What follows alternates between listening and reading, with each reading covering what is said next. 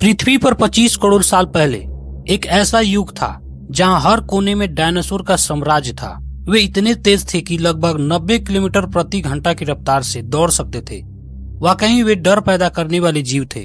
उन्होंने पृथ्वी पर 17 करोड़ साल से भी अधिक समय तक राज किया, लेकिन फिर एक दिन ऐसा हुआ जिसने उन्हें पूरी तरह से इस ग्रह से मिटा दिया। आखिर ऐसा क्या हुआ और कैसे हुआ, आइए इस आज की वीडियो में समझते हैं। जय हिंद दोस्तों, मैं हूं पटेल।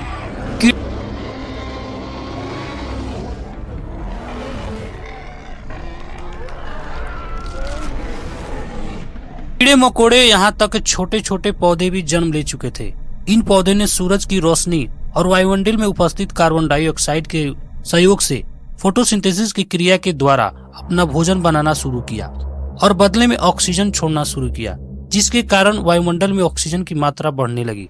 लगातार विकास का यह काम चलता रहा और समुद्र के नीचे जन्म लिए पौधों ने अब समुद्र से बाहर ठोस जमीन पर भी उगना शुरू कर दिया। जमीन पर इन पौधों ने अपने सेब को बढ़ाना और अपनी संतति को बढ़ाना शुरू किया और देखते ही देखते कई लाख साल में ही पूरे तरीके से छोटे पौधे लेकर बड़े बड़े वृक्षों से भर गई। लगातार चलती फोटोसिंथेसिस की क्रिया की वजह से पृथ्वी के वायुमंडल में कार्बन डाइऑक्साइड की मात्रा लगातार घट रही थी, तो वहीं ऑक्सीजन की मात्रा लगातार बढ़ रही थी। लेकिन यहाँ का जीवन मनुष्य के जन्म के लिए सुरक्षित नहीं था। पानी में रहने वाले इन जीवों को डीएनए संरचना में बदलाव होने लगा और लगातार बदलाव होने के इस अनुवांशिक कारण कुछ जीवों ने समुद्र के पानी से बाहर निकलना शुरू किया और इस तरह से पहले यानी एम्फीबियंस का जन्म हुआ। यह ऐसे जीव थे जो पानी और जमीन दोनों जगह पर आसानी से रह सकते थे। जीवों में लगातार इस तरह के अनुवांशिक परिवर्तन हो रहे थे और इन अनुवांशिक परिवर्तन के कारण अलग अलग प्रकार की जीवन ने जन्म लेना शुरू कर दिया। पृथ्वी पर उड़ने वाले, रेंगने वाले, पानी में रहने वाले और उभयचर जीवन के साथ साथ पेड़ पौधे ने जन्म लिया। आज से लगभग 25 करोड़ साल पहले पृथ्वी का वातावरण बिल्कुल सामान्य हो चुका था, लेकिन अभी भी ह्यूमन के जन्म नहीं हुआ था। आज से लगभग 25 करोड़ साल पहले रेंगने वाले एम्फीबियंस के डीएनए में परिवर्तन हुआ और जिसके कारण जन्म हुआ इस पृथ्वी पर राज करने वाले विशालकाय डायनासोर का। उस समय पूरी अर्थ पर डायनासोर के ही राज था। यह डायनासोर कार्निवोरस और हर्बीवोरस दोनों तरह के थे। उस समय डीएनए के परिवर्तन से पैदा हुए डायनासोर की इन प्रजातियों में से कुछ प्रजातियां पृथ्वी की सतह पर रहती थी। इनमें से कुछ शाकाहारी डायनासोर थे तो कुछ मांसाहारी डायनासोर थे। कुछ बहुत ज्यादा हिंसक स्वभाव के थे तो कुछ बहुत ज्यादा शांत स्वभाव के थे। इसी तरह कुछ डायनासोर की प्रजातियां हवा में भी उड़ रही थी, यानी उनके बड़े बड़े पंख थे और वे हवा में उड़ते थे। ऐसे ही कुछ डायनासोर की प्रजातियां समुद्र के विशाल पानी में भी पैदा हुई थी। और इस तरह से हम कह सकते हैं कि एक ऐसा युग था जब जल, थल और नभ हर जगह सिर्फ डायनासोर ही डायनासोर थे। इसका मतलब ये नहीं था कि हर जगह पे जान लेने वाले डायनासोर को किसी से खतरा नहीं था। डायनासोर ग्रुप में रहते थे और इसी तरह बहुत सारे जीव भी ग्रुप में बनकर रहते थे। इन सभी चीजों में अपने स्वामित्व को लेकर लगातार संघर्ष चलता रहा था। उसे लगातार संघर्ष के कारण बहुत सारे डायनासोर को अपनी जान भी गंवानी पड़ी थी। साथ ही साथ उस समय रहने वाले जीवों को अपनी जान का खतरा छोटी छोटी जीवन से भी रहता था, क्योंकि इस समय बड़े बड़े खतरनाक और जहरीले मच्छर पाए जाते थे। वे इतने खतरनाक और जहरीले होते थे कि यदि वे किसी डायनासोर को काट लेते थे तो उनकी मृत्यु वहीं हो जाती थी। इसलिए वे हमेशा ग्रुप में रहते थे और मादा डायनासोर ही अपने बच्चों को पालन पोषण करती थी और उन्हें शिकार करना सिखाती थी। आज से लगभग 6.5 करोड़ साल पहले अचानक अंतरिक्ष से एक मेट्रोइड्स बृहस्पति ग्रह से टकरा जाता है और इस टकराव के कारण उस मेट्रोइड्स की दिशा बदल जाती है।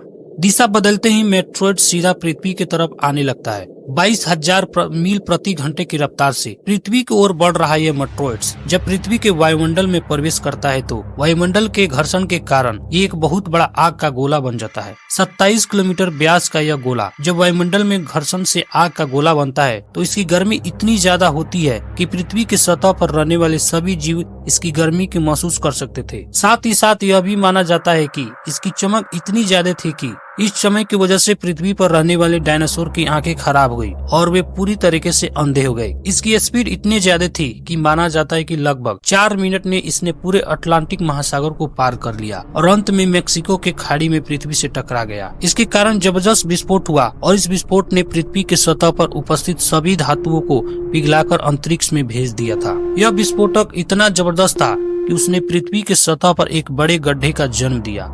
साथ ही साथ कुछ मिनटों के बाद इस टक्कर की वजह से पृथ्वी की ऊपरी सतह पर 12 की तीव्रता से एक भयंकर भूकंप आया। इस मेट्रोइड्स के टकराने से पृथ्वी पर चारों तरफ रेडिएशन ही रेडिएशन फैल गया और इस रेडिएशन के 900 किलोमीटर के दायरे में आने वाले सभी जीव जंतु मार गए। साथ ही साथ भयंकर ज्वालामुखियों की तीव्रता से आए इस भूकंप ने सक्रिय ज्वालामुखी से भी बदल लिया।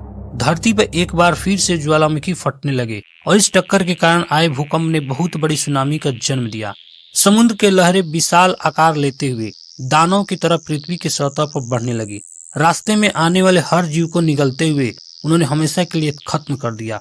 विस्फोट का कारण धूल का एक बहुत बड़ा बादल बना जो 800 किलोमीटर के प्रति घंटे की रफ्तार से बढ़ते हुए इन सभी मासूम जानवरों की जान लेने लगा। साथ ही साथ जब टक्कर से पृथ्वी के ऊपर क्रस्ट टूटकर बिखर गया तो वो बिखरा हुआ क्रस्ट पृथ्वी की ग्रेविटी के कारण एक बार फिर से पृथ्वी की सतह पर वापस लौटने लगा। इस समय वापस लौटता यह क्रस्ट आज के बड़े बड़े आग के गोलों की तरह बरसने लगी और इसके संपर्क में आने वाली सभी चीजों को खत्म कर दिया। इस टकराव से पृथ्वी का तापमान बहुत ज्यादा बढ़ गया। टक्कर के कारण तापमान बढ़ा तो वहीं ज्वालामुखी विस्फोट के कारण भी तापमान बढ़ गया और यहाँ पे भयंकर तापमान वाली तेज हवाएं बहने लगी। इन हवाओं का तापमान 150 डिग्री सेंटीग्रेड से बढ़ गया और पृथ्वी पर चारों तरफ आग ही आग हो गई। इस आग के कारण पृथ्वी के पूर्वी वायुमंडल के तापमान 200 डिग्री सेल्सियस तक बढ़ गया और इस बढ़े हुए तापमान की गर्मी को पृथ्वी पर रहने वाले कोई भी जीवन सहन नहीं कर पाया।